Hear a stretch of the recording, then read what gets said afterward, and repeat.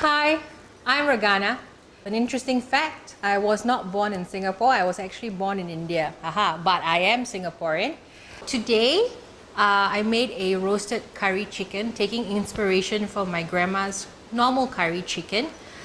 Very, very different when you roast a curry chicken because firstly, it's not a curry anymore, it's dry. For a curry, you just cook it on the spot and whatever flavor, it just picks up. But when you roast something, you have the liberty to keep and marinate that for overnight, maybe even 2 days if you are willing to wait. And then you pop it in the oven and you're sorted for dinner. So I'm going to go through a little bit about what I'm going to do and the ingredients, and we'll take it from there. First ingredient that we're going to prep is actually the tomatoes. Onions make the dish way, way sweeter. Garlic, just a bit of a smash, just to release the flavor. And the next one that we'll be doing is the ginger. The flavors do really come out. Oopsie. Okay, there we go. We're going to put 2 whole chilies.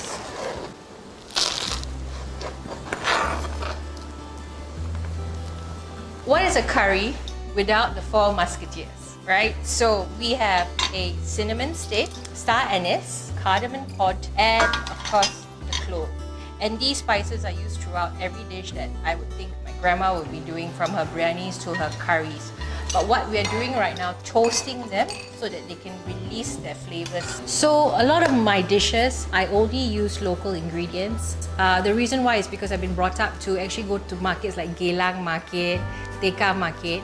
It's a very different feel when you're able to walk in every aisle and talk to an auntie and uncle and be able to hold that ingredient, be able to smell. Local ingredients, to me, it's so important because not only that we're doing it for our dish, but we're also supporting the local community. Amazing. It's that smoky flavor.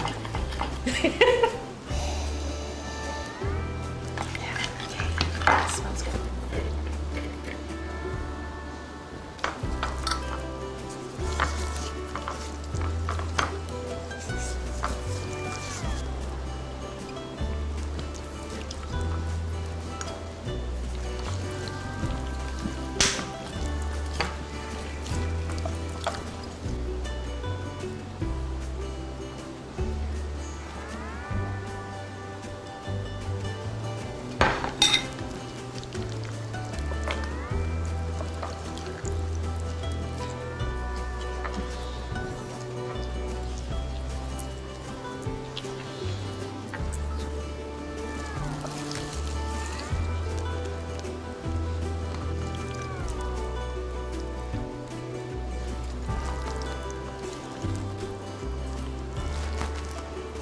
So right now what I'm doing is I am actually trying to put all the spices that I have already made, the curry powder, the ghee and everything, and actually putting it under the skin of all the different flavors.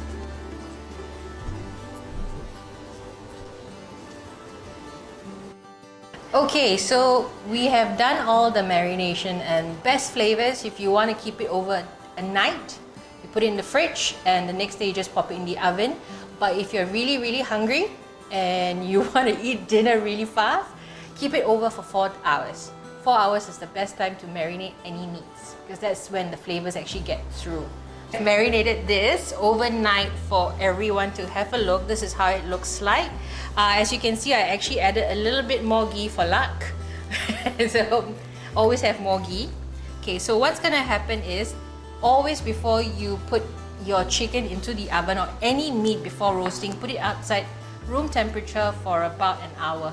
Generally, what I would usually like to do is actually cover my dish with a foil.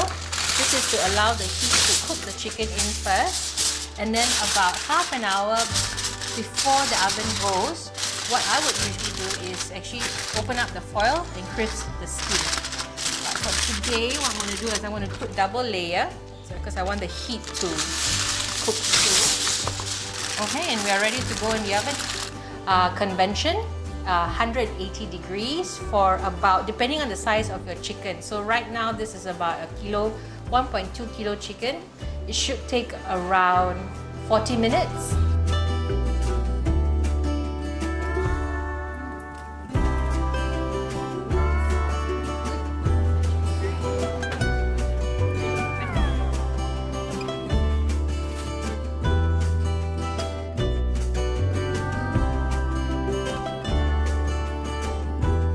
So cooking means a lot to me because whenever I cook, it really brings me back to my grandma and my aunt.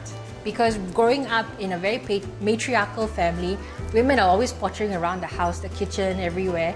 That was part of life, and that has been ingrained in my system. So every dish that I put out, I've always heard either my grandma's voice or my aunt's voice. Did you put enough? Have you tasted your food while you're cooking? No.